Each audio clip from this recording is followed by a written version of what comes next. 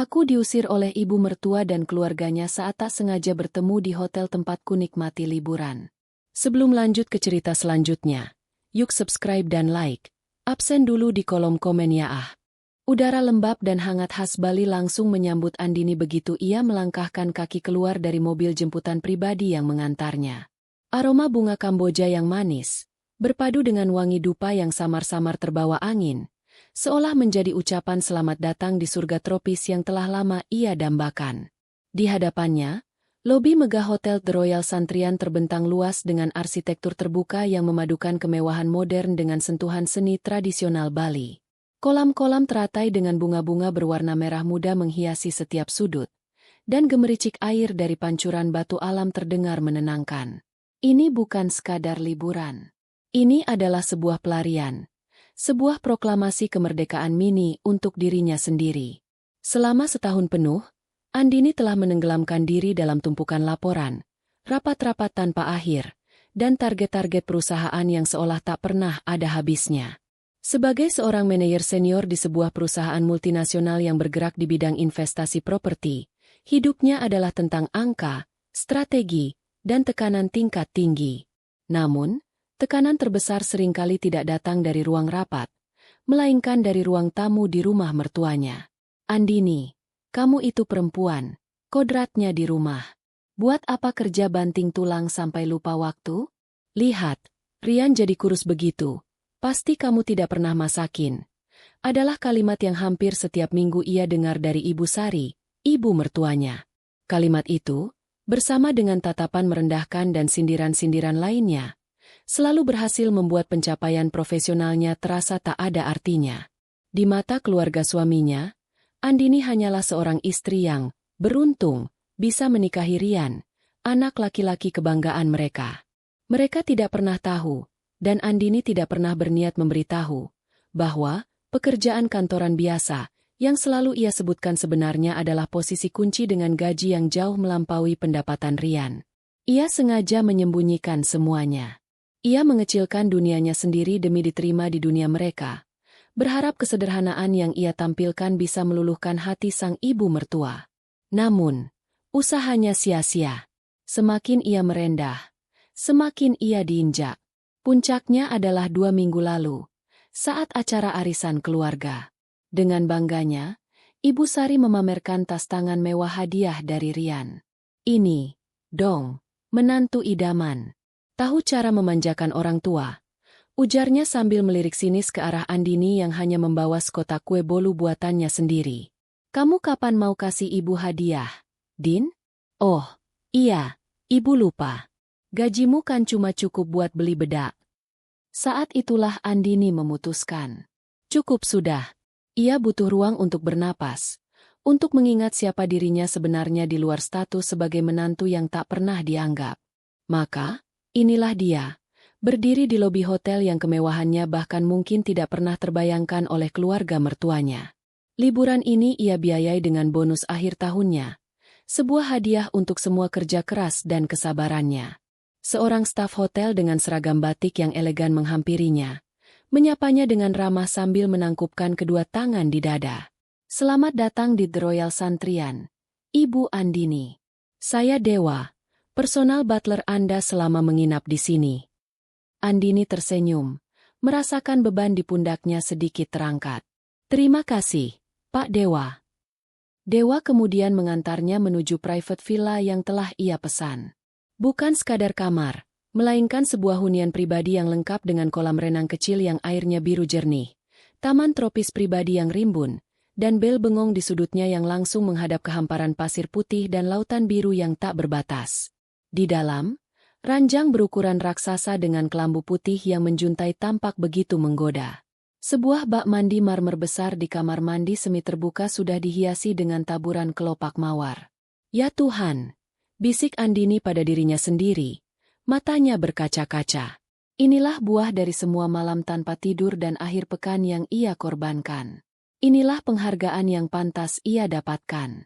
Sore itu, ia habiskan dengan berendam di kolam renang pribadinya, membiarkan tubuhnya mengapung sambil menatap langit senja yang mulai diwarnai semburat oranye dan ungu.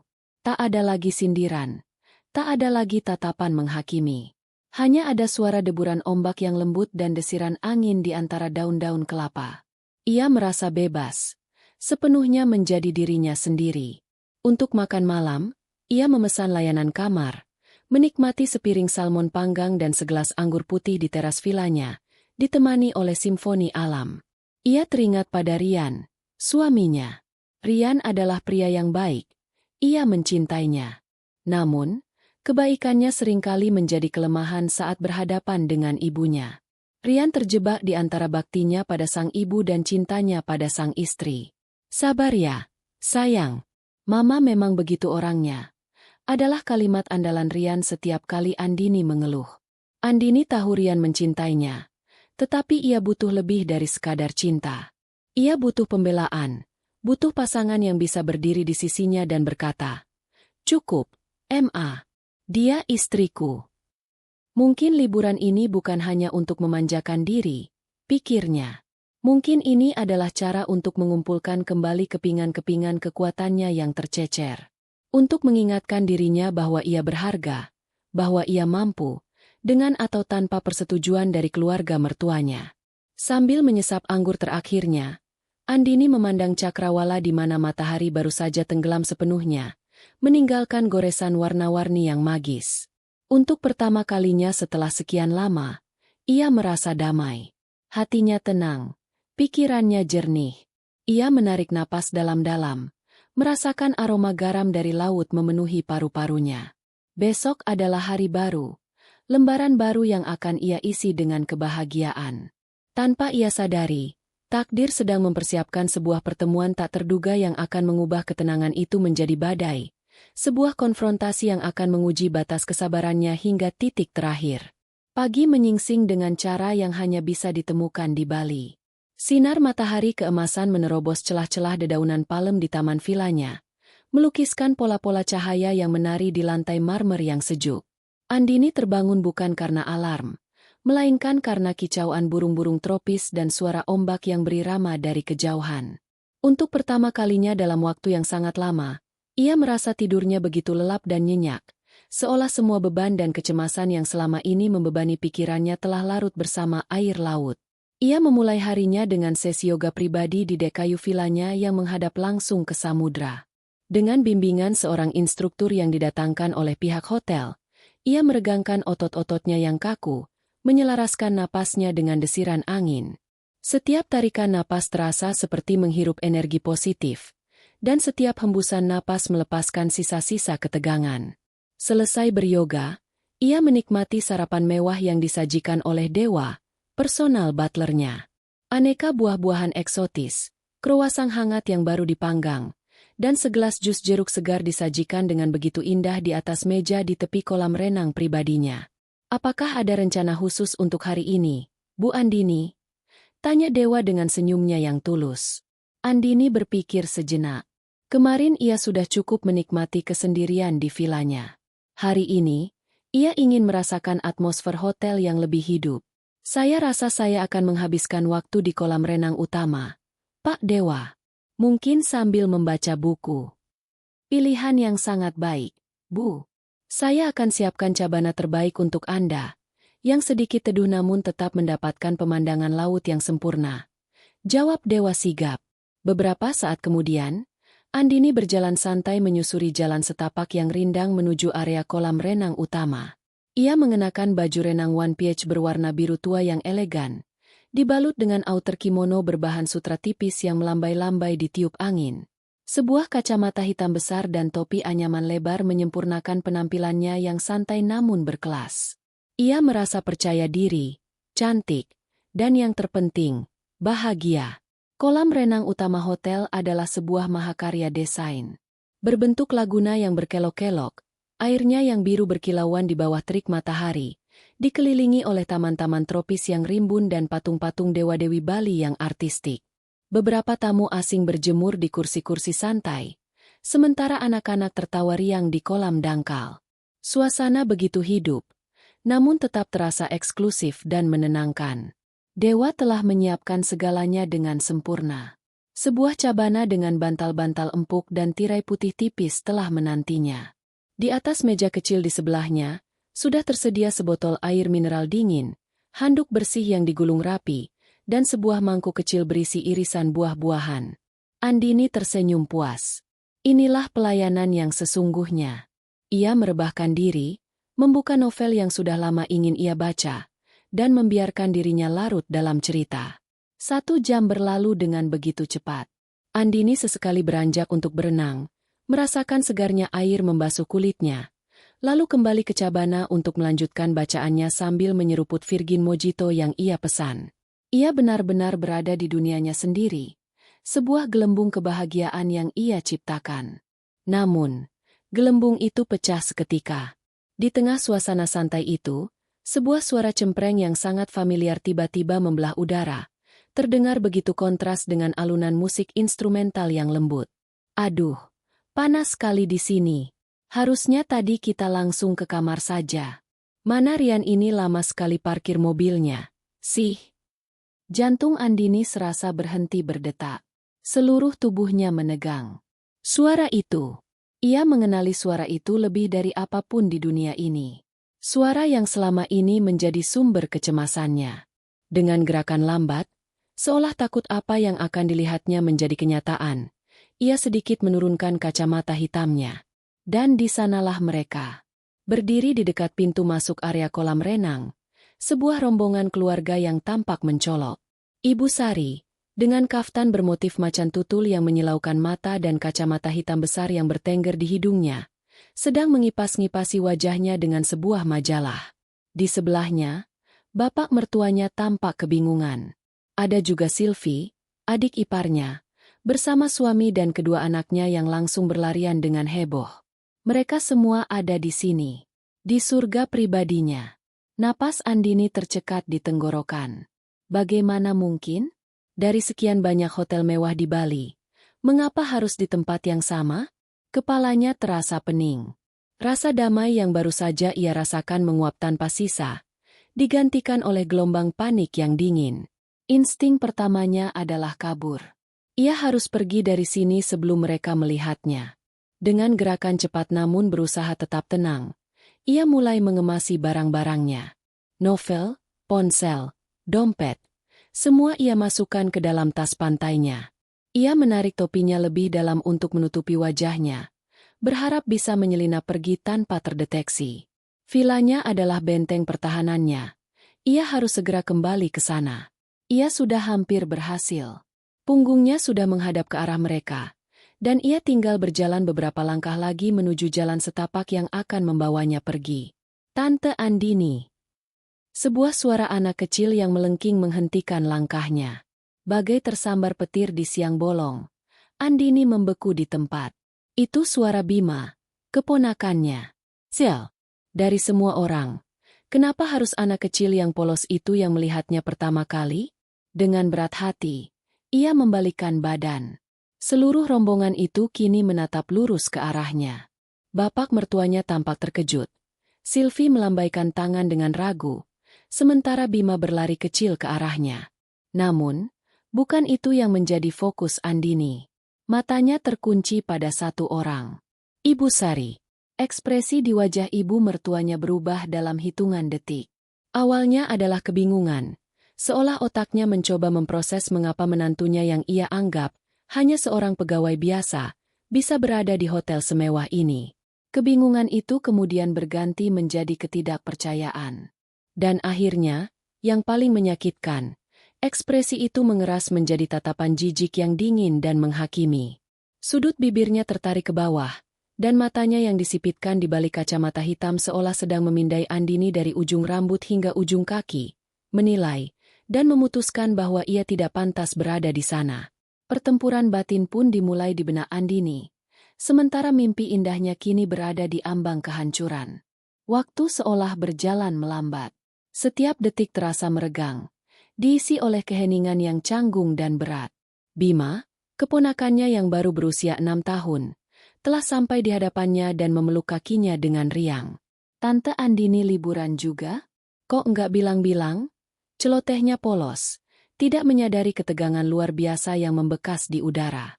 Andini hanya bisa tersenyum kaku dan mengelus rambut Bima, Matanya tak lepas dari rombongan yang kini bergerak mendekat seperti gelombang pasang yang siap menerjang. Bapak mertuanya berjalan di belakang dengan ekspresi serba salah, sementara Sylvie, adik iparnya, menarik lengan suaminya. Wajahnya menunjukkan campuran antara rasa malu dan rasa ingin tahu yang tak bisa disembunyikan. Namun, pusat dari formasi itu adalah Ibu Sari. Ia melangkah maju dengan dagu terangkat dan postur tubuh yang angkuh. Kaftan macan tutulnya berkibar seolah menyatakan dominasi. Kacamata hitamnya dilepas dan digantungkan di kerah bajunya, memperlihatkan sepasang mata yang menatap Andini dengan kilat permusuhan yang dingin. Ia berhenti tepat di depan cabana Andini, melirik sekilas pada novel tebal, minuman tropis yang masih berembun, dan tas pantai bermerek yang tergeletak di samping kursi. Pandangannya adalah pandangan seorang inspektur yang menemukan kecurangan, penuh tuduhan dan penghinaan. Andini, desisnya. Suaranya rendah namun tajam, memotong keriangan Bima. Bisa jelaskan apa yang sedang kamu lakukan di sini? Andini menelan ludah. Tenggorokannya terasa kering.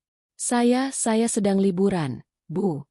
Jawabnya pelan, berusaha menjaga suaranya agar tidak bergetar. Ibu Sari tertawa. Bukan tawa yang hangat, melainkan tawa sinis yang singkat dan menusuk. Liburan? Di tempat seperti ini. Ia menyapukan pandangannya ke seluruh penjuru kolam renang dengan gerakan teatrikal. Kamu sadar tidak ini hotel bintang berapa? 1 malam di sini mungkin lebih mahal dari gajimu sebulan. Jangan bilang kamu datang ke sini untuk melamar jadi petugas kebersihan. Kata-kata itu diucapkan dengan volume yang sengaja dikeraskan. Sukses menarik perhatian beberapa tamu di sekitar mereka. Sepasang bule yang sedang berjemur mulai melirik penasaran. Keluarga kecil di seberang kolam berhenti tertawa dan mulai berbisik-bisik. Pipi Andini terasa panas. Darahnya serasa berkumpul di wajahnya. Bu, tolong jangan bicara seperti itu. Bisik Andini. Rasa malunya mulai memuncak. Namun, permohonannya hanya seperti menyiram bensin ke dalam api. Ibu Sari justru semakin menjadi-jadi. Ia maju selangkah, menunjuk wajah Andini dengan jarinya yang lentik dan berhias cincin emas besar. Memangnya aku salah bicara? Tempat seperti ini bukan untuk orang sepertimu. Ini tempat orang-orang berkelas, bukan untuk pembantu. Dan kemudian, kalimat pamungkas itu meluncur dengan lantang, bergema di seluruh area kolam renang yang tadinya tenang. Ngapain pembantu ada di sini? Ini bukan tempatmu. Teriakan itu bagaikan tamparan keras di wajah Andini. Dunia di sekelilingnya seolah berputar. Ia bisa merasakan puluhan pasang mata kini tertuju padanya, menatapnya dengan campuran rasa kasihan, ingin tahu, dan cemoohan. Harga dirinya yang baru saja ia bangun dengan susah payah selama 2 hari terakhir, hancur berkeping-keping dalam sekejap. Tepat pada saat itu, Rian datang. Ia berjalan dengan langkah cepat dari arah lobi. Wajahnya tampak segar setelah memarkir mobil. Namun, senyum di wajahnya langsung memudar saat melihat pemandangan di hadapannya. Istrinya yang berdiri kaku, ibunya yang berkacak pinggang dengan wajah murka, dan seluruh keluarganya yang membentuk lingkaran pengadilan. "Ma, Andini, ada apa ini?" tanyanya. Suaranya terdengar bingung. Melihat kedatangan putranya, Ibu Sari seolah mendapatkan amunisi baru. Ia langsung berbalik dan menyambar lengan Rian. "Rian, kamu lihat sendiri kelakuan istrimu ini." Diam-diam dia pergi ke Bali, menghambur-hamburkan uang di hotel semahal ini. "Mama yakin, ini pasti pakai uang kamu, kan? Dia pasti morotin kamu habis-habisan." Tuduhnya berapi-api. Sylvie ikut menimpali dari belakang. "Iya, Mas. Mana mungkin Mbak Andini bisa bayar liburan begini? Jangan-jangan kartu kreditmu dia pakai tanpa izin, ya?" Semua tuduhan itu menghujam Andini tanpa ampun. Ia menatap suaminya, mencari secercah harapan, secercah pembelaan di matanya. Ia berharap Rian akan melangkah maju, merengkuhnya, dan berkata, "Cukup, Ma. Jangan menuduh istriku sembarangan." Atau, "Aku tahu Andini pergi, aku yang mengizinkannya." Namun, yang ia dapatkan hanyalah keheningan. Rian berdiri mematung di antara ibu dan istrinya. Wajahnya pucat, Matanya bergerak gelisah dari satu wajah ke wajah lainnya. Ia membuka mulut, lalu menutupnya lagi. Terlihat jelas ia terjebak, bingung harus berpihak pada siapa, dan akhirnya memilih untuk tidak melakukan apa-apa. Dan di saat itulah, sesuatu di dalam diri Andini patah. Kesabarannya, yang selama bertahun-tahun ia rawat seperti benang tipis, akhirnya putus. Bukan teriakan Ibu Sari yang paling menyakitinya, bukan pula tatapan para tamu hotel. Yang menghancurkannya adalah kebisuan suaminya. Diamnya Rian adalah persetujuan atas semua hinaan itu. Gelombang rasa sakit yang luar biasa melandanya, begitu kuat hingga membuatnya sesak napas. Namun, di balik rasa sakit itu, sebuah perasaan baru mulai tumbuh. Perasaan yang dingin, keras, dan tajam. Kemarahan.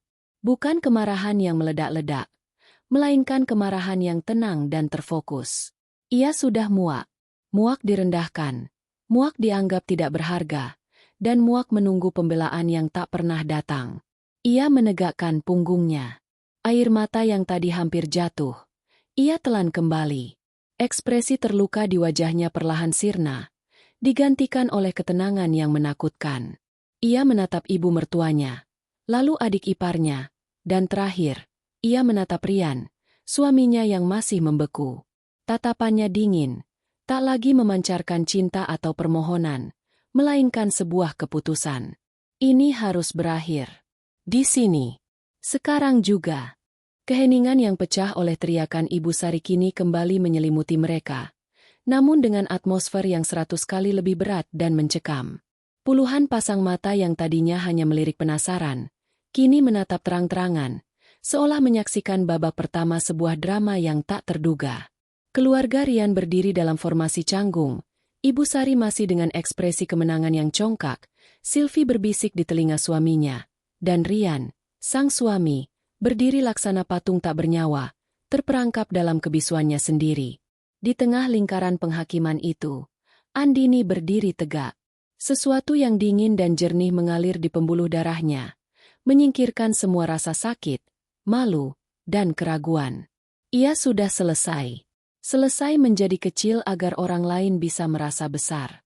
Selesai meredupkan sinarnya agar tidak menyilaukan mata mereka yang iri. Selesai menunggu seorang pangeran yang ternyata tak punya tulang punggung untuk membelanya. Dengan gerakan yang anggun dan tanpa tergesa-gesa, ia mengabaikan seluruh keluarganya. Ia bahkan tidak melirik Rian. Pandangannya menyapu area kolam renang, mencari sosok yang ia tahu akan selalu siap sedia. Matanya bertemu dengan Dewa, personal butlernya, yang berdiri di kejauhan dengan raut wajah prihatin, tampak ragu untuk ikut campur namun jelas khawatir. Andini mengangkat tangannya sedikit, sebuah isyarat kecil yang penuh wibawa. Dewa langsung mengerti. Ia segera berjalan mendekat. Langkahnya cepat namun tenang, membelah kerumunan kecil para penonton. "Ya, Ibu Andini, ada yang bisa saya bantu?" Tanyanya dengan suara hormat, sengaja mengabaikan keberadaan orang lain di sekitar mereka. Ibu Sari mengerutkan kening. "Siapa kamu? Jangan ikut campur urusan keluarga," bentaknya. Andini menoleh, bukan kepada Dewa, melainkan menatap lurus ke mata ibu mertuanya untuk pertama kalinya sejak hinaan itu dilontarkan. Namun, tatapannya kini berbeda. Tidak ada lagi rasa takut atau permohonan. Yang ada hanyalah ketenangan yang dingin seperti es. "Pak Dewa," ujar Andini. Suaranya terdengar jelas dan stabil, memproyeksikan kekuatan yang tak pernah mereka dengar sebelumnya. "Tolong panggilkan General Manager hotel ini. Sekarang juga." Mulut Ibu Sari sedikit terbuka. Rian tersentak kaget. "General Manager? Untuk apa?" "Katakan pada beliau," lanjut Andini. Setiap katanya diucapkan dengan penekanan yang tajam, bahwa tamu dari Royal Santrian Villa, Ibu Andini Haryanto, merasa sangat terganggu dengan keributan yang dibuat oleh sekelompok orang tak dikenal ini. "Privasi dan ketenangan saya, yang merupakan fasilitas utama dari villa yang saya sewa, telah dilanggar secara terang-terangan." Kata-kata Royal Santrian Villa dan Ibu Andini Haryanto menggunakan nama gadisnya terdengar seperti ledakan bom di telinga keluarga Rian. Royal Santrian Villa adalah tipe akomodasi termahal dan paling eksklusif di hotel itu. Sebuah dunia yang terpisah dari kamar-kamar biasa. Mereka bahkan tidak tahu villa seperti itu ada. Dan nama gadisnya? Itu adalah sebuah pernyataan. Apa maksudmu? Villa? Tanya Rian akhirnya. Suaranya serak. Andini menoleh padanya. Sebuah senyum tipis yang sama sekali tidak hangat tersungging di bibirnya. Kenapa, Mas? Kaget. Sebelum ada yang bisa menjawab, seorang pria parubaya yang sangat rapi dengan setelan jas linen dan wajah yang penuh wibawa datang dengan langkah cepat, didampingi oleh Dewa dan 2 orang staf keamanan. Wajahnya menunjukkan kekhawatiran yang serius. Selamat siang, Ibu Andini. Sapanya dengan nada penuh hormat sambil sedikit membungkuk. Saya Made, General Manager The Royal Santrian. Saya mohon maaf atas ketidaknyamanan yang Ibu alami. Staf saya baru saja memberitahu ada sedikit gangguan. Ibu Sari dan Sylvie melongo. Cara manajer itu berbicara pada Andini adalah cara mereka berbicara pada pejabat tinggi. Andini mengangguk. Terima kasih atas respons cepat Anda, Pak Made. Seperti yang Anda lihat, liburan saya yang seharusnya tenang, kini menjadi tontonan umum. Keluarga ini, ia menunjuk rombongan mertuanya dengan gerakan dagu yang singkat. Datang, meneriaki saya, dan menghina saya dengan kata-kata yang tidak pantas di depan tamu-tamu Anda yang lain. Mereka menyebut saya, pembantu, dan mengatakan ini bukan tempat saya. Wajah Pak Made langsung mengeras. Ia berbalik menghadap keluarga Rian. Profesionalismenya tidak luntur, namun auranya berubah menjadi dingin. Selamat siang. Mohon maaf. Dengan Bapak dan Ibu siapa? Boleh saya tahu nomor kamar Anda? Bapak mertua Andini yang sedari tadi diam, tergagap. Kami baru saja check-in. Di kamar 302. Pak Made mengangguk kecil. Seolah jawaban itu sudah menjelaskan segalanya. Kamar 302 adalah kamar tipe deluxe, tipe paling standar di hotel itu. Kontras yang luar biasa dengan Royal Santrian Villa. Baik, terima kasih, ujar Pak Made. Perlu saya informasikan bahwa The Royal Santrian memiliki kebijakan yang sangat ketat mengenai privasi dan kenyamanan seluruh tamu kami. Membuat keributan, mengintimidasi, dan menghina tamu lain adalah pelanggaran serius terhadap kebijakan tersebut. Terlebih lagi, Ibu Andini adalah salah satu tamu prioritas kami. Istilah, tamu prioritas, adalah pukulan kedua yang telak. Wajah Ibu Sari yang tadinya merah karena marah, kini berubah pucat pasi. Ia mulai menyadari bahwa ia telah melakukan kesalahan besar. Ia telah salah menilai lawannya. Untuk menjaga ketertiban, lanjut Pak Made dengan tegas. Saya harus meminta Bapak dan Ibu sekeluarga untuk segera meninggalkan area kolam renang ini dan kembali ke kamar Anda. Staf keamanan kami akan mengantar Anda. Itu adalah sebuah pengusiran. Pengusiran yang halus, sopan, namun sangat memalukan. Diusir di depan puluhan orang atas permintaan menantu perempuan yang selama ini mereka injak-injak. Tapi dia menantu saya. Seru Ibu Sari. Suaranya terdengar panik, mencoba mencari pembenaran terakhir. Andini tertawa kecil, tawa yang terdengar getir. Dulu, Bu, mungkin dulu saya memang menantumu. Tapi hari ini, di sini, saya adalah tamu VIP yang membayar untuk sebuah ketenangan. Dan Anda, ia menatap mertuanya lekat-lekat, adalah pengganggunya. Dengan isyarat dari Pak Made, 2 staf keamanan itu melangkah maju dengan sopan namun sigap. Mari, Bapak, Ibu, kami antar. Keluarga itu tak punya pilihan. Dengan wajah tertunduk menahan malu yang luar biasa, mereka berbalik. Sylvie menarik-narik lengan suaminya, sementara Ibu Sari berjalan dengan langkah kaku, tak berani menatap siapapun. Bapak mertua hanya bisa menggelengkan kepala. Ini adalah mimpi buruk. Mimpi buruk yang baru saja dimulai. Hanya Rian yang tidak bergerak. Ia berdiri di sana, di antara keluarganya yang diusir dan istrinya yang kini terlihat begitu asing dan berkuasa. Ia menatap Andini, matanya penuh dengan kebingungan, penyesalan, dan ketakutan. Andini, aku. Andini mengangkat tangannya, menghentikan apapun yang akan Rian katakan. Ia bahkan tidak sudi menatapnya. Ia berbalik ke arah cabananya, duduk dengan anggun, mengambil novelnya seolah tidak ada satu hal pun yang terjadi. Pak Made, katanya tanpa menoleh ke arah Rian. Tolong pastikan mereka tidak bisa mengakses area villa saya. Saya tidak ingin diganggu lagi. Sama sekali. Tentu, Ibu Andini. Akan segera kami urus. Jawab Pak Made. Andini kemudian membuka halaman bukunya. Tangannya sedikit gemetar. Namun ia memaksakan diri untuk tenang. Dari sudut matanya, ia bisa melihat Rian yang akhirnya menyerah, berbalik badan, dan berjalan gontai menyusul keluarganya, meninggalkan Andini sendirian dalam kemenangannya yang terasa hampa. Perang telah dimenangkan, namun ia tahu, badai yang sesungguhnya baru akan datang. Perjalanan dari area kolam renang kembali ke kamar 302 adalah prosesi paling memalukan yang pernah dialami oleh keluarga besar itu. Setiap langkah terasa seperti berjalan di atas bara api. 2 orang staf keamanan yang berbadan tegap mengawal mereka dengan sopan namun tegas, menciptakan jarak yang jelas antara mereka dan tamu-tamu lain. Bisik-bisik dan tatapan mata mengikuti mereka sepanjang jalan setapak yang rindang. Wajah-wajah yang tadinya ramah kini dipenuhi rasa ingin tahu yang menusuk. Mereka, yang datang dengan kepala tegak dan penuh kebanggaan, kini berjalan dengan wajah tertunduk, laksana sekelompok pesakitan yang digiring menuju sel. Ibu Sari berjalan paling depan. Tubuhnya kaku karena amarah yang ditahan. Setiap kali ia menangkap lirikan seorang tamu, ia akan membalasnya dengan tatapan galak, yang justru membuatnya terlihat semakin menyedihkan. Sylvie dan suaminya menggiring anak-anak mereka yang mulai rewel, mencoba menutupi wajah mereka dari pandangan orang. Sementara bapak, suaminya, hanya bisa menghela napas panjang berulang kali. Raut wajahnya menyiratkan penyesalan yang dalam. Rian berjalan paling belakang. Pikirannya kosong. Gema percakapan di kolam renang tadi terus berputar di kepalanya. Suara dingin Andini, tatapan hormat sang general manager, dan yang paling menghantuinya, kebisuan dirinya sendiri.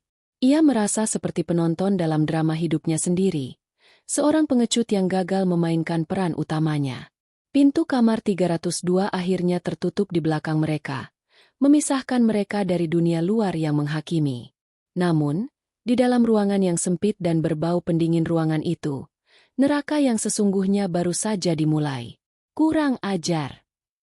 Teriakan Ibu Sari meledak begitu saja, memecahkan keheningan yang tegang.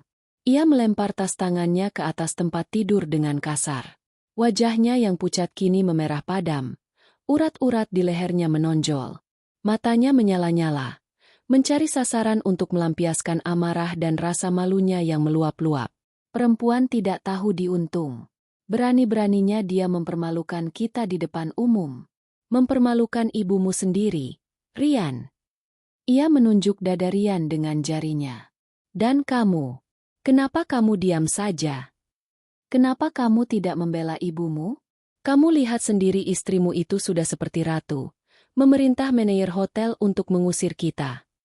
Rian hanya bisa menunduk. Aku kaget, Ma, jawabnya lirih. Sebuah alasan yang terdengar lemah bahkan di telinganya sendiri. Kaget. Ibu Sari tertawa histeris. Seharusnya kamu tampar dia. Seret dia dari sana. Bukannya malah mematung seperti orang bodoh. Kamu ini suami macam apa? Bapak mertua mencoba menengahi. Sudah, Sari, sudahlah. Jangan teriak-teriak. Malu didengar kamar sebelah.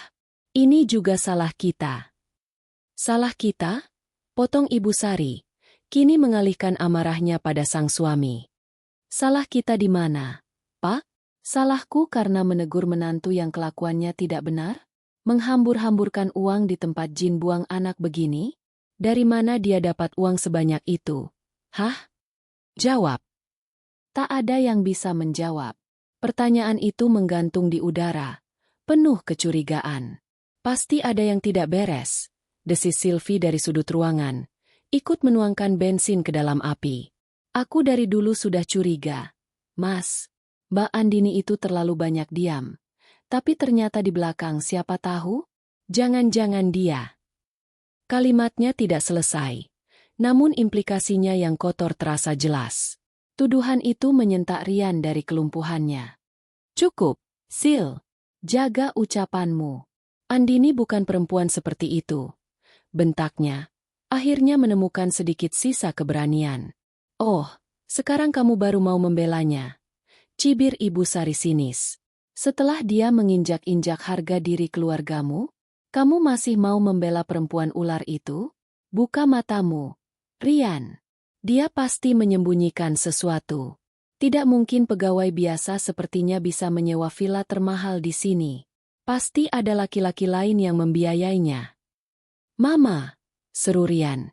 Suaranya bergetar antara marah dan putus asa. Tuduhan itu terlalu kejam. Meskipun ia kecewa dan bingung, ia tahu Andini tidak akan pernah melakukan hal sehina itu. Namun logikanya kalah oleh badai emosi ibunya. Liburan yang seharusnya menjadi ajang pamer dan bersantai kini telah berubah menjadi mimpi buruk. Mereka terkurung di kamar standar yang terasa pengap. Sementara menantu yang mereka remehkan sedang menikmati kemewahan di villa pribadi. Ironi itu terasa begitu menyakitkan. Rasa iri, amarah, dan malu bergejolak di dalam dada Ibu Sari, menciptakan racun yang membutakan akal sehatnya. Pokoknya Mama tidak terima. Pekiknya. Berjalan mondar-mandir di ruangan sempit itu seperti seekor harimau dalam kandang. Ini belum selesai. Dia harus menjelaskan semuanya.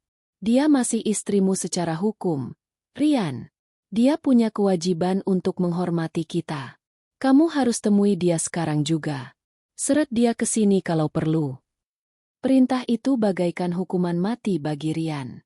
Menemui Andini? Sekarang? Setelah apa yang terjadi? Ia bahkan tidak tahu harus berkata apa. Bayangan wajah Andini yang tenang dan dingin tadi membuatnya bergidik. Wanita yang ia hadapi di kolam renang tadi bukanlah Andini yang ia kenal.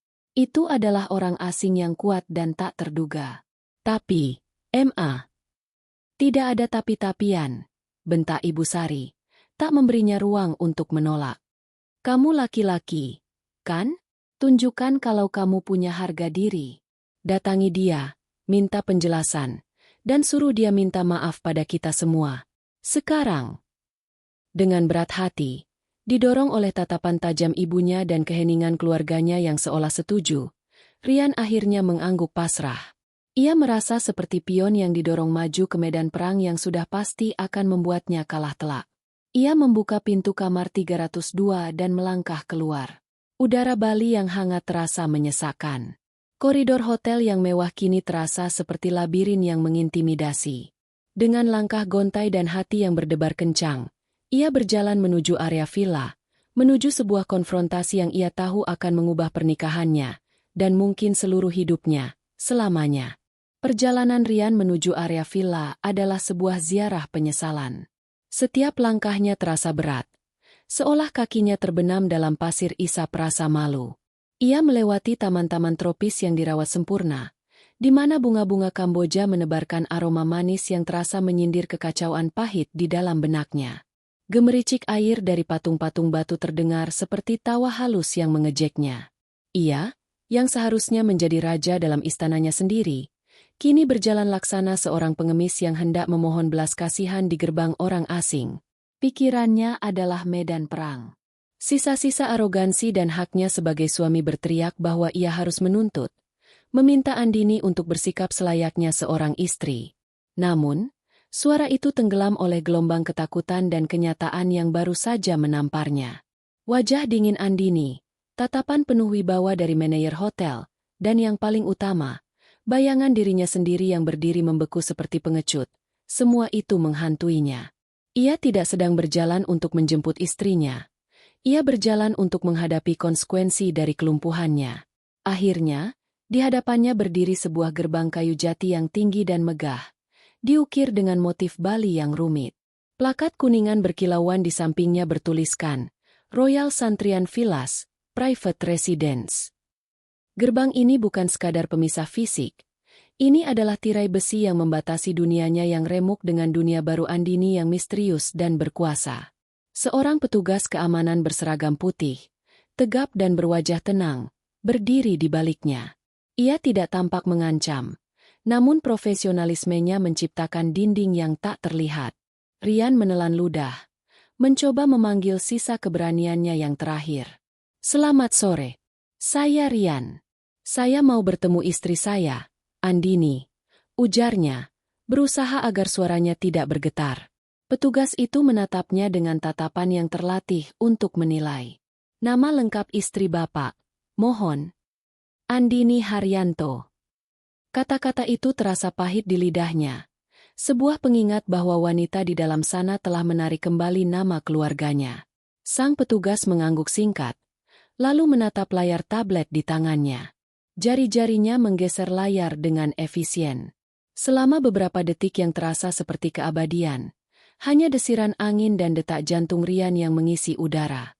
Mohon maaf, Bapak Rian, kata petugas itu akhirnya, mengangkat wajahnya. Matanya menatap lurus ke arah Rian, tanpa emosi. Nama Bapak tidak tercantum dalam daftar tamu yang diizinkan untuk masuk ke area ini. Pernyataan itu, yang diucapkan dengan nada datar, menghantam Rian lebih keras daripada sebuah pukulan. Tidak mungkin. Saya suaminya. Coba periksa lagi. Pasti ada kesalahan. Tidak ada kesalahan, Pak, balas petugas itu. Ketenangannya tak goyah. Instruksi yang kami terima sangat spesifik. Ibu Andini Haryanto meminta privasi total selama masa tinggalnya. Petugas itu berhenti sejenak, membiarkan jeda itu membangun ketegangan, sebelum menjatuhkan vonisnya. Dan instruksi tersebut secara khusus menyebutkan bahwa tidak seorang pun dengan nama Bapak Rian yang diizinkan melewati gerbang ini. Secara khusus, namanya disebut, ditandai, dan diblokir. Ia bukan sekadar orang asing. Ia adalah musuh yang kedatangannya telah diantisipasi dan dicegah. Saya harus bicara dengannya. Nada suara Rian naik. Panik. Ini urusan darurat.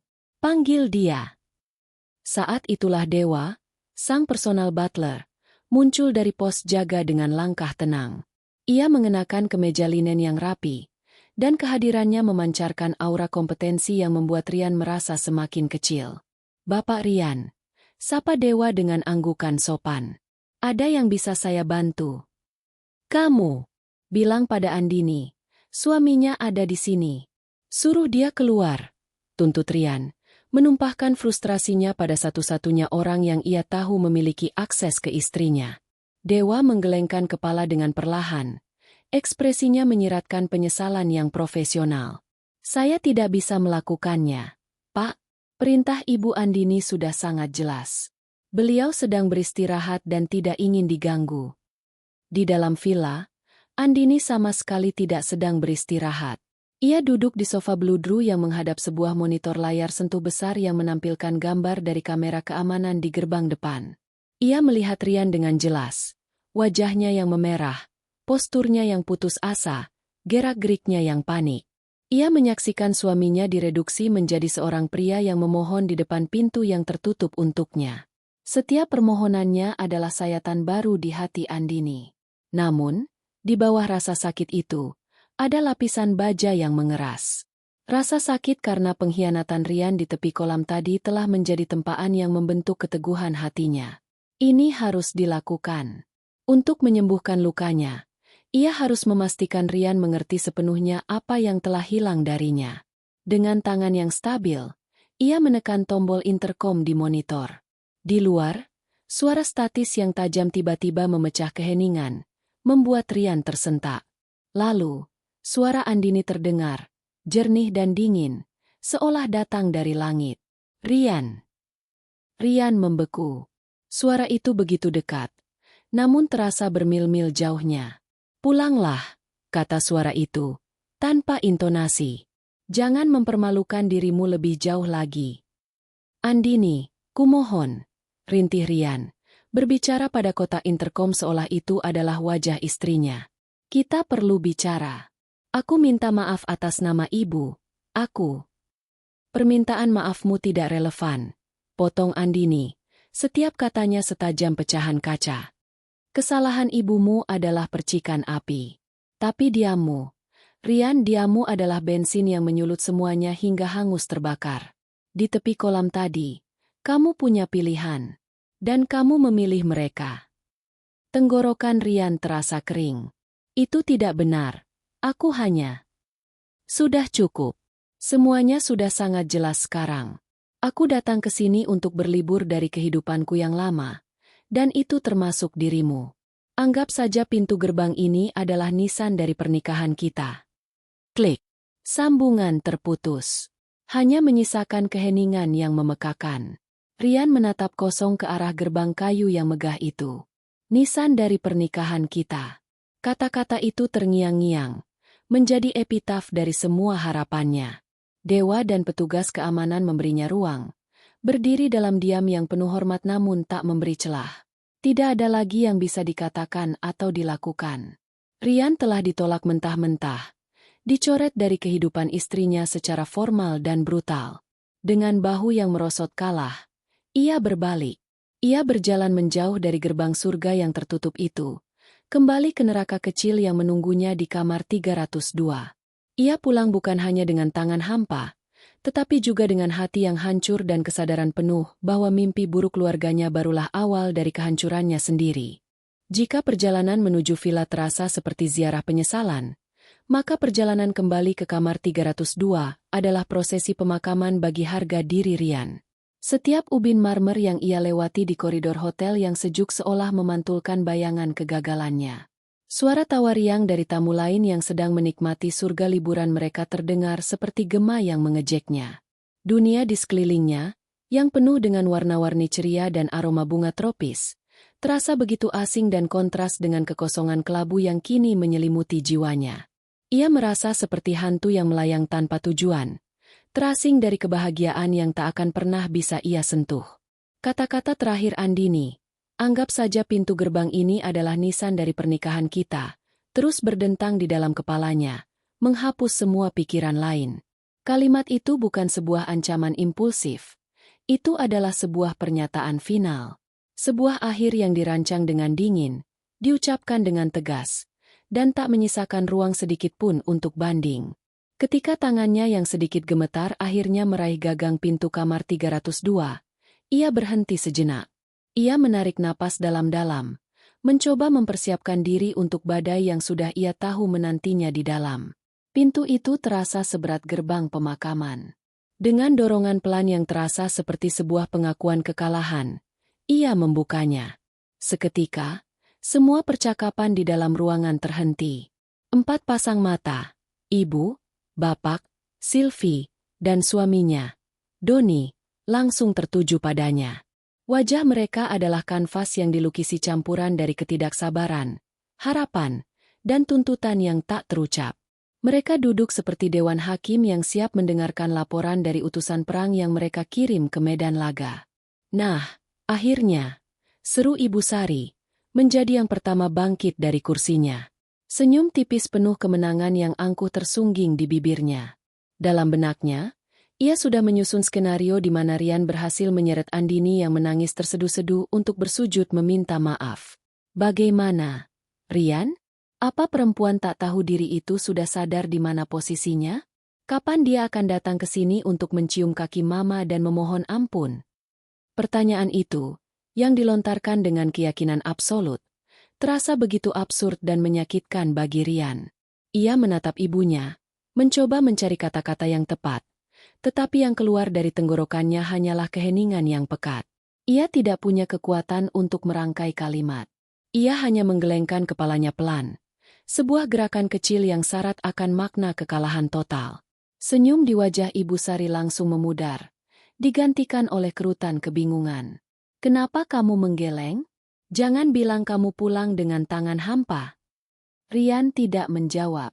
Ia berjalan melewati mereka semua, langkahnya gontai dan berat, lalu menjatuhkan dirinya ke satu-satunya kursi kosong di sudut ruangan. Ia menundukkan kepalanya dalam-dalam, menatap karpet seolah di sanalah tersembunyi jawaban atas semua kekacauan ini. Keheningannya adalah jawaban yang paling mengerikan bagi mereka. Rian, bentak Ibu Sari. Kesabarannya meledak seperti bendungan yang jebol. Jawab ibumu. Apa yang sebenarnya terjadi? Dengan suara serak yang nyaris tak terdengar, Rian akhirnya angkat bicara. Aku tidak bisa menemuinya. Apa maksudmu tidak bisa? Desak Sylvie dengan nada sinis yang tajam. Kamu kan suaminya. Dobrak saja pintunya kalau perlu. Aku bahkan tidak bisa melewati gerbangnya. Aku Rian. Rasa malu membakar wajahnya hingga terasa panas. Ia kemudian menceritakan semuanya dengan terbata-bata.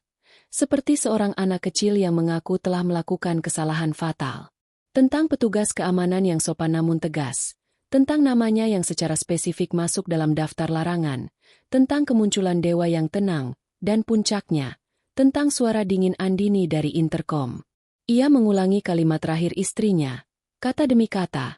Seperti seorang narapidana yang membacakan vonis matinya sendiri di hadapan para algojo. Saat Rian selesai berbicara, ruangan itu sunyi senyap. Wajah Ibu Sari yang tadinya merah karena marah kini pucat pasi. Matanya membelalak tak percaya.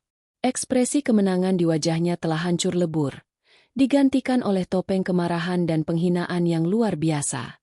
Tidak mungkin, teriaknya. Suaranya melengking memecahkan keheningan. Beraninya dia. Beraninya perempuan ular itu melakukan ini padaku. Pada keluarga kita. Ia menunjuk Rian dengan jari gemetar. Dan ini semua salahmu. Kamu yang terlalu lembek. Suami macam apa kamu ini? Istri dihina orang lain kamu diam. Disuruh memberi pelajaran malah kamu yang pulang sambil menangis. Pengecut. Hinaan itu menusuk Rian tepat di jantungnya. Tetapi ia terlalu lelah untuk melawan. Ia hanya menerima setiap kata sebagai cambukan yang memang pantas ia terima. Sudah Mama bilang dari dulu. Sambar Sylvie. Matanya berkilat penuh kemenangan jahat karena teorinya seolah terbukti. Perempuan itu pasti punya simpanan. Laki-laki kaya yang membiayai semua ini. Makanya dia berani melawan kita. Dia sudah punya pegangan baru, Mas. Teori itu, yang tadinya hanya kecurigaan beracun, kini terdengar seperti sebuah fakta yang tak terbantahkan di telinga Ibu Sari. Benar. Pasti begitu. Tidak mungkin pembantu sepertinya bisa hidup mewah begini sendirian. Dia pasti menjual diri. Pekiknya, kata-katanya semakin keji dan tak terkendali. Sari, jaga ucapanmu. Tegur bapak mertua. Akhirnya angkat bicara. Wajahnya tampak lelah dan penuh penyesalan. Mungkin ini memang salah kita. Kita sudah terlalu jauh. Sebaiknya kita berkemas dan pulang. Kita selesaikan ini di rumah dengan kepala dingin. Pulang? Potong Ibu Sari. Matanya melotot. Pulang dalam keadaan terhina seperti ini? Tidak akan pernah. Saya tidak akan pergi dari sini sebelum memberi pelajaran pada menantu kurang ajar itu. Kita harus bongkar kedoknya. Kita harus cari tahu siapa laki-laki hidung belang yang ada di belakangnya. Kita akan buat dia malu di depan seluruh dunia. Rencana itu terdengar gila, tetapi di mata Ibu Sari yang terbakar amarah, itu adalah satu-satunya jalan untuk merebut kembali harga dirinya yang tercabik-cabik. Liburan ini bukan lagi tentang bersantai. Ini telah resmi menjadi medan perang pribadi baginya. Rian mendengarkan ocehan keluarganya dengan perasaan mual. Mereka tidak peduli dengan pernikahannya yang baru saja divonis mati. Mereka tidak peduli dengan hatinya yang hancur. Yang mereka pedulikan hanyalah ego mereka yang terluka. Mereka ingin berperang, dan mereka akan menyeretnya ke garis depan. Tak peduli jika ia harus menjadi korban pertama. Ia menatap wajah-wajah yang seharusnya menjadi sumber kekuatannya. Ibunya yang histeris, adiknya yang penuh racun, dan ayahnya yang tak berdaya. Ia sadar, selama ini ia hidup dalam sangkar beracun yang ia sebut keluarga. Dan Andini, dengan caranya yang mengejutkan, baru saja menunjukkan betapa lapuknya sangkar itu. Di tengah hiruk-pikuk rencana balas dendam keluarganya, Rian merasa semakin terisolasi. Ia telah kehilangan istrinya. Dan sekarang, ia merasa kehilangan dirinya sendiri. Mimpi buruk yang ia pikir hanya milik keluarganya, kini telah menelannya bulat-bulat, menyeretnya ke dalam kegelapan yang paling dalam. Malam di kamar 302 terasa panjang dan menyesakan, dipenuhi oleh dengung amarah Ibu Sari yang tak kunjung padam. Sementara Rian tenggelam dalam lautan penyesalannya sendiri, ibunya dan Sylvie justru menyusun strategi, mengubah kekecewaan mereka menjadi bahan bakar untuk sebuah rencana balas dendam. Bagi mereka, ini bukan lagi soal pernikahan Rian yang hancur, melainkan soal harga diri keluarga yang telah diinjak-injak secara brutal di depan umum. Pagi harinya, suasana di kamar itu terasa seperti markas perang yang sesak dan panas. Ibu Sari, dengan lingkaran hitam di bawah matanya yang coba ia tutupi dengan riasan tebal, memberikan perintah dengan suara serak namun tegas. Ia menolak untuk terlihat kalah. "Rencana kita begini," katanya, mondar-mandir di ruangan sempit itu seperti seekor singa yang terluka. "Kita tidak bisa masuk lewat gerbang depan, jadi kita cari jalan lain. Hotel sebesar ini pasti punya banyak celah. Kita akan temukan villa itu, kita datangi dia, dan kita rekam semuanya." "Benar, Ma," sahut Sylvie, matanya berbinar licik, menikmati kekacauan ini. "Doni, kamu siapkan ponselmu. Pastikan baterainya penuh. Rekam semuanya saat kita gerebek dia. Kita akan tunjukkan pada dunia siapa sebenarnya Andini itu, perempuan murahan yang menginap di villa mewah dengan simpanannya." Doni, suami Sylvie yang biasanya pendiam, hanya bisa mengangguk pasrah, terjebak dalam drama keluarga istrinya. Sementara itu, bapak mertua mencoba menengahi dengan suara lelah. "Sudahlah, Sari. Jangan perpanjang masalah. Ini memalukan. Kita pulang saja." "Diam," bentak Ibu Sari, menatap suaminya dengan tajam. "Kamu sama saja seperti anakmu, pengecut. Kalau kamu tidak mau ikut, tinggal saja di sini dan meratapi nasib." Dengan Rian yang terlalu hancur secara emosional untuk melawan dan bapak yang tak berdaya di hadapan amukan istrinya, operasi balas dendam pun dimulai. Misi pertama mereka, mencari informasi lokasi persis villa Andini. Dengan penuh percaya diri yang tak beralasan, Ibu Sari dan Sylvie berjalan menuju meja resepsionis, memasang wajah angkuh seolah mereka adalah tamu paling penting di hotel itu. "Mbak, saya mau tanya," ujar Ibu Sari pada seorang resepsionis muda dengan senyum yang dipaksakan. "Saya mau mengantar sesuatu untuk menantu saya, Andini Haryanto. Bisa tolong beritahu nomor villanya?" Resepsionis itu tersenyum sopan dan profesional. "Mohon maaf, Ibu.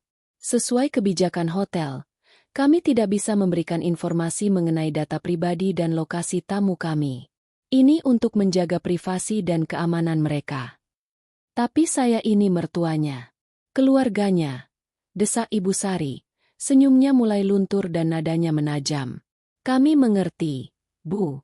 Namun, peraturannya tetap sama untuk semua orang, tanpa terkecuali," jawab resepsionis itu dengan tenang, namun tatapannya tegas. Ia jelas sudah mendapat pengarahan khusus mengenai keluarga ini. Sylvie mencoba cara lain, lebih licik. Ia mencondongkan tubuhnya ke depan dan berbisik. "Ayolah, Mbak. Sedikit saja bocorannya.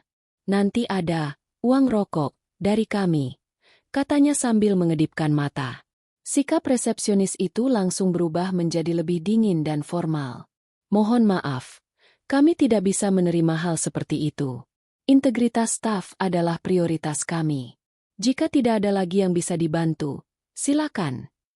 Gagal total di meja resepsionis, mereka mencoba bertanya pada staf lain yang mereka temui, petugas kebersihan, tukang kebun, pelayan restoran. Hasilnya sama saja. Semua staf hotel seolah telah membentuk dinding kebisuan yang tak bisa ditembus.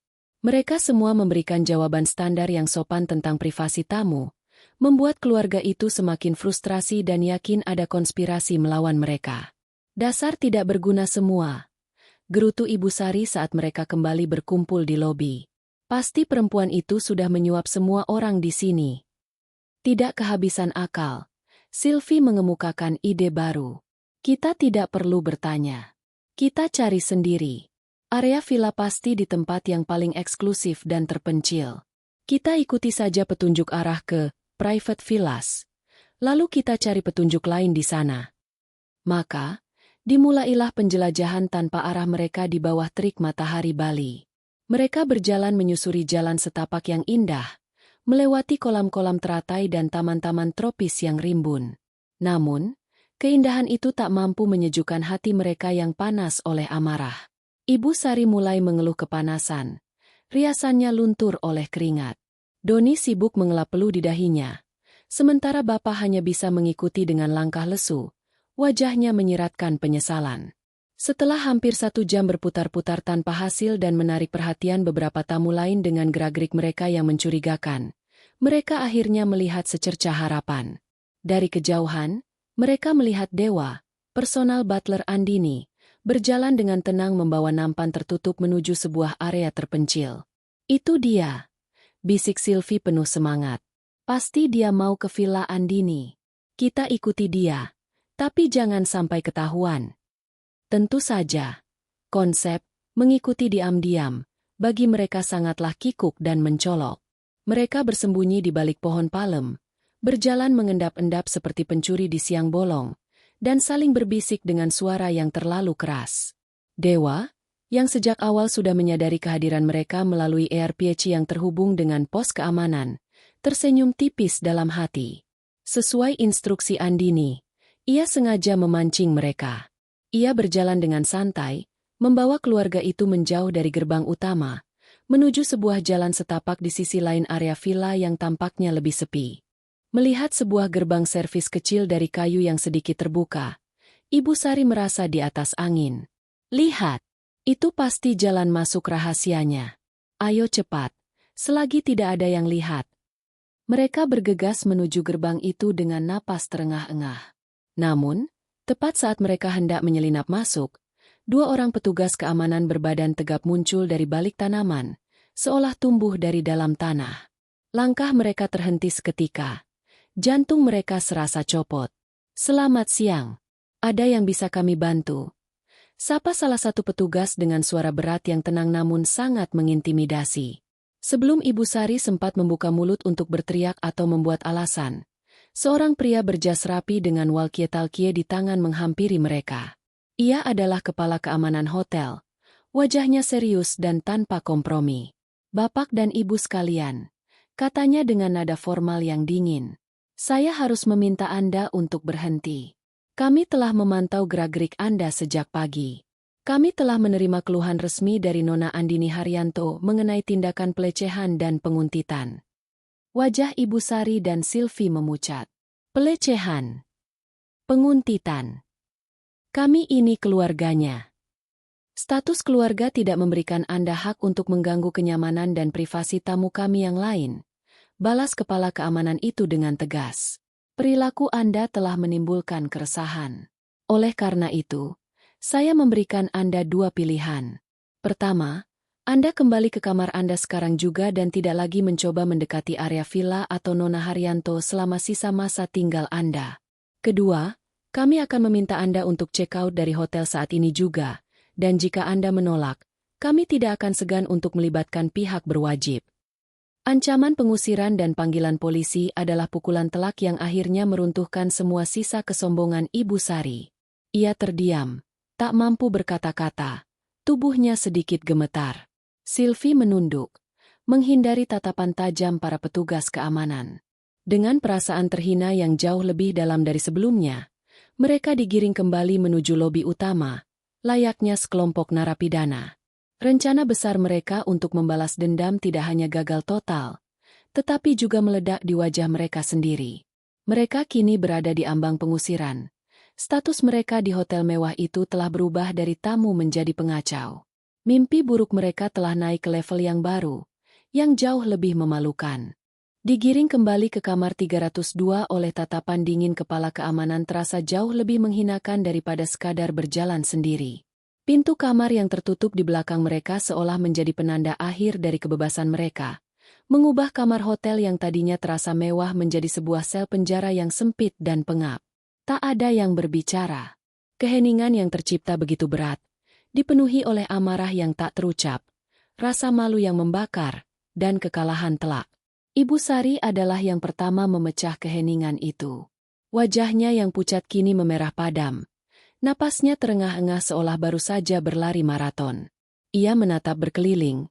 Matanya mendarat pada setiap orang di ruangan itu seperti seorang jaksa yang mencari terdakwa. Ini semua salah kalian, desisnya. Suaranya bergetar karena amarah. Ia menunjuk suaminya. Kamu, dari awal hanya diam saja. tidak punya wibawa sebagai kepala keluarga. Lalu jarinya beralih ke Sylvie. Dan kamu, idemu untuk menguntit seperti maling itu benar-benar bodoh. Lihat hasilnya sekarang. Loh, kok jadi salahku? Balas Sylvie tak terima. Mama kan yang paling semangat tadi. Tentu saja, sasaran utama kemarahannya adalah Rian, yang sejak tadi hanya berdiri mematung di dekat jendela, menatap kosong keluar. Dan kamu, Rian, teriak Ibu Sari, suaranya melengking. Anak tidak berguna. Kalau saja kamu bisa menjadi suami yang becus dan mendisiplinkan istrimu dari awal, semua ini tidak akan pernah terjadi. Kamu lihat, kamu telah mempermalukan seluruh keluarga. Setiap kata adalah tamparan. Namun, Rian tidak lagi merasakan sakit. Ia sudah mati rasa. Ia hanya menatap hamparan laut biru di kejauhan, berharap bisa tenggelam di dalamnya dan menghilang dari mimpi buruk ini. Perdebatan sengit dan saling menyalahkan itu terus berlanjut, semakin panas dan tak terkendali. Mereka tidak menyadari bahwa mimpi buruk mereka baru saja akan memasuki babak yang paling kelam. Tiba-tiba, terdengar ketukan tegas di pintu. 3 kali. Tok, tok, tok. Semua orang langsung terdiam. Mereka saling pandang dengan cemas. Doni, yang paling dekat dengan pintu, membukanya dengan ragu-ragu. Di luar, berdiri Tuan Santoso, manajer umum hotel, dengan ekspresi yang jauh lebih serius daripada saat di tepi kolam renang. Di belakangnya, berdiri 2 orang petugas keamanan yang sama yang baru saja mencegat mereka. "Selamat sore," sapa Tuan Santoso. Nadanya formal dan dingin. Ia melangkah masuk tanpa diundang. Tatapannya menyapu seluruh ruangan. "Saya datang untuk menindaklanjuti laporan dari tim keamanan saya." Ibu Sari mencoba mengambil alih situasi, memasang wajah korban. "Bapak manajer, ini semua salah paham. Kami hanya ingin bicara dengan menantu kami, tapi staf Anda." "Tidak ada yang salah paham, Bu," potong Tuan Santoso dengan tegas, tidak memberikan celah sedikit pun. "Kami memiliki rekaman CCTV yang jelas tentang tindakan Anda menguntit dan mencoba menyusup ke area pribadi. Kami juga memiliki keluhan resmi dari Nona Andini Haryanto. Perilaku Anda tidak hanya melanggar kebijakan hotel, tetapi juga telah menciptakan lingkungan yang tidak aman dan tidak nyaman bagi tamu kami yang lain." Ia berhenti sejenak, membiarkan kata-katanya meresap. "Oleh karena itu," lanjutnya dengan suara yang tak terbantahkan, "atas nama manajemen The Royal Santrian, saya harus meminta Anda sekeluarga untuk segera mengemasi barang-barang Anda dan check out dari hotel ini dalam waktu 1 jam ke depan." Kata-kata itu menghantam mereka seperti badai. Diusir. Mereka benar-benar diusir. "Apa? Diusir?" pekik Ibu Sari, tak percaya. "Kami ini tamu yang membayar mahal. Anda tidak bisa melakukan ini pada kami." Tuan Santoso tersenyum tipis, sebuah senyum yang tidak mencapai matanya. "Justru itu, Bu, mengenai pembayaran." Ia memberi isyarat pada salah satu staf di belakangnya, yang kemudian menyerahkan sebuah map. Tuan Santoso membukanya. "Menurut catatan kami, total biaya penginapan untuk kamar ini dan semua fasilitas yang telah Anda nikmati selama 2 hari terakhir telah dibayar lunas di muka melalui transfer perusahaan," jelasnya dengan tenang. Ibu Sari dan Sylvie saling pandang dengan bingung. Rian pun mengerutkan keningnya. Ia tahu ia belum membayar apapun selain deposit awal. "Pembayaran itu," lanjut Tuan Santoso, menatap langsung ke arah Ibu Sari, "dilakukan atas nama Haryanto Group, sebagai hadiah liburan dari pemiliknya." Ia berhenti lagi, sengaja membangun ketegangan. "Yaitu Nona Andini Haryanto." Dunia seolah berhenti berputar. Jika ultimatum pengusiran adalah badai, maka wahyu ini adalah petir yang menyambar tepat di jantung mereka. Keheningan total menyelimuti ruangan, lebih pekat dari sebelumnya. Wajah Ibu Sari berubah dari merah menjadi pucat pasi. Mulutnya terbuka tanpa suara. Sylvie membeku di tempatnya.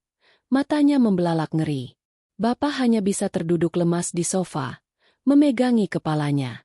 Semua kesombongan mereka, semua hinaan mereka tentang pembantu dan perempuan miskin, semua teori tentang simpanan, Semuanya hancur berkeping-keping dalam sekejap. Selama ini, mereka menikmati kemewahan, makan makanan mahal, dan tidur di kasur empuk. Semuanya atas kebaikan hati orang yang paling mereka benci dan hina. Mereka adalah parasit yang hidup dari kemurahan hati Andini. Rian merasakan lantai di bawah kakinya seolah runtuh. Rasa malu yang ia rasakan begitu luar biasa hingga membuatnya mual. Ia akhirnya mengerti. Ini bukan sekadar liburan. Ini adalah panggung yang sengaja disiapkan Andini. Panggung untuk menunjukkan siapa dirinya. Dan untuk menunjukkan betapa kecilnya mereka semua. Jadi, tutup Tuan Santoso, suaranya menjadi penutup dari drama tragis ini. Mengingat Anda telah melecehkan tamu yang sebenarnya adalah sponsor Anda, kami menganggap ini sebagai pelanggaran yang sangat serius. Tim kami akan membantu Anda dengan barang bawaan Anda. Pengembalian dana parsial akan diurus, tentu saja, dan akan dikembalikan langsung ke rekening Haryanto Group. Ia berbalik dan berjalan menuju pintu. 1 jam. Petugas kami akan menunggu di luar. Pintu pun tertutup, meninggalkan keluarga itu dalam reruntuhan harga diri mereka. Tidak ada lagi teriakan. Tidak ada lagi perdebatan. Yang tersisa hanyalah keheningan yang memekakan dari sebuah kekalahan total. Mereka mulai mengemasi barang-barang mereka dalam diam. Setiap gerakan terasa berat dan penuh penyesalan. Mereka datang sebagai penakluk yang angkuh, dan kini mereka pulang sebagai pecundang yang terusir, meninggalkan mimpi buruk yang mereka ciptakan sendiri. Proses pengemasan barang-barang di kamar 302 berlangsung dalam keheningan yang mematikan. Tidak ada lagi teriakan atau saling menyalahkan. Semua energi mereka telah terkuras habis, digantikan oleh rasa malu yang dingin dan menusuk. Setiap helai pakaian yang dilipat, setiap barang yang dimasukkan ke dalam koper, terasa seperti ritual pemakaman bagi harga diri mereka. Staf hotel yang ditugaskan untuk membantu bergerak dengan efisien dan tanpa emosi. Kehadiran mereka menjadi pengingat konstan akan status mereka sebagai tamu yang diusir. Perjalanan mereka dari kamar menuju lobi adalah parade kehinaan. Beberapa tamu yang mengenali mereka dari insiden di kolam renang atau dari tingkah laku aneh mereka saat menguntit, menatap dengan campuran rasa ingin tahu dan cemoohan. Ibu Sari, yang biasanya berjalan dengan dagu terangkat tinggi, kini menundukkan kepalanya dalam-dalam, berusaha menyembunyikan wajahnya. Sylvie berjalan cepat sambil menarik tangan anaknya, sementara Bapak dan Doni mengikuti di belakang dengan bahu terkulai. Rian berjalan paling akhir, terpisah dari rombongan. Baginya, ini bukan sekadar meninggalkan hotel, ini adalah meninggalkan sisa-sisa kehidupannya yang dulu.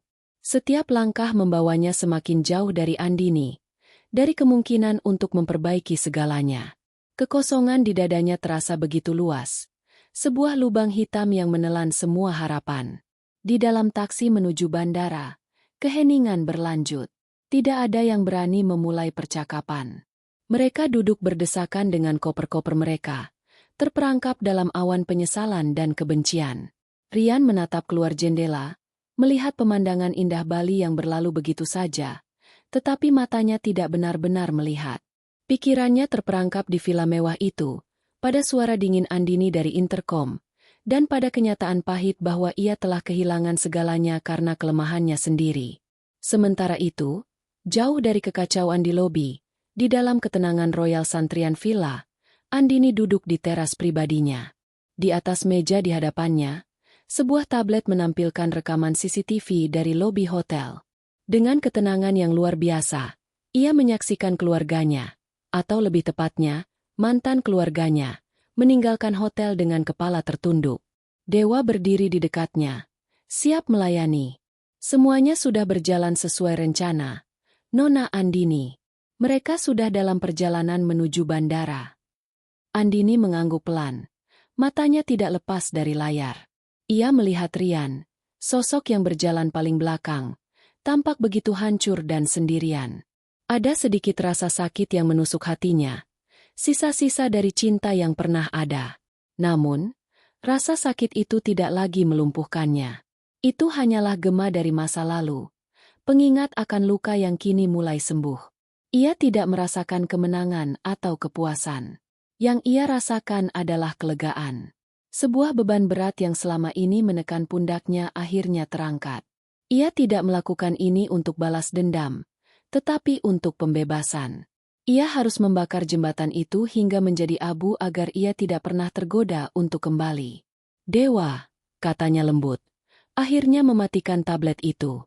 Tolong hubungi tim pengacara saya. Minta mereka untuk mengirimkan dokumennya ke alamat email pribadi Rian sekarang. Baik, Nona. Andini menarik napas dalam-dalam, menghirup udara laut yang segar. Dokumen itu adalah langkah terakhirnya. Surat gugatan cerai, bersama dengan surat resmi yang menyatakan pemutusan segala bentuk hubungan finansial antara dirinya, Rian, dan keluarganya. Di dalamnya juga terdapat lampiran bukti transfer pembayaran hotel, sebagai penutup yang tak terbantahkan. Tidak ada lagi ruang untuk negosiasi. Tidak ada lagi celah untuk permohonan. Semuanya sudah selesai. Saat Rian dan keluarganya tiba di bandara dan menunggu penerbangan mereka dalam keheningan yang canggung, ponsel Rian bergetar. Sebuah notifikasi email muncul di layarnya. Pengirimnya adalah firma hukum ternama. Dengan tangan gemetar, ia membukanya. Matanya membaca judul-judul dokumen terlampir. Gugatan cerai, perjanjian pasca nikah, bukti pembayaran. Jantungnya serasa berhenti berdetak. Ini adalah pukulan terakhir. Paku terakhir yang ditancapkan di peti mati pernikahannya. Mimpi buruk ini nyata, dan tidak akan ada pagi hari di mana ia bisa terbangun dari semua ini. Ia menatap ibunya, yang kini terlihat tua dan rapuh.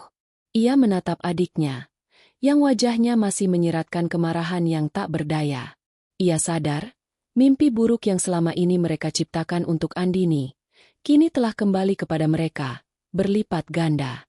Mereka telah kehilangan segalanya, kemewahan, status, dan yang paling penting, ikatan keluarga yang kini telah diracuni oleh keserakahan dan keegoisan mereka sendiri. Kembali di villa, Andini berjalan menuju tepi kolam renang pribadinya. Matahari sore mulai turun, melukis langit dengan warna jingga, merah muda, dan emas. Pemandangan itu begitu indah, menjanjikan ketenangan dan harapan. Ia teringat hari-hari pertamanya setelah menikah, saat ia berusaha begitu keras untuk diterima, untuk menjadi menantu dan istri yang baik. Ia teringat semua hinaan yang ia telan, semua air mata yang ia sembunyikan. Perempuan yang mereka sebut pembantu, itu kini telah pergi selamanya. Di hadapannya, terbentang cakrawala yang luas dan tak terbatas. Untuk pertama kalinya setelah sekian lama, ia merasa bebas. Liburan ini, yang dimulai sebagai pelarian, telah menjadi deklarasi kemerdekaannya. Mimpi buruk itu memang nyata, tetapi itu bukan lagi miliknya. Itu adalah warisan yang ia tinggalkan untuk mereka yang telah meremehkannya. Baginya, ini adalah awal dari fajar yang baru.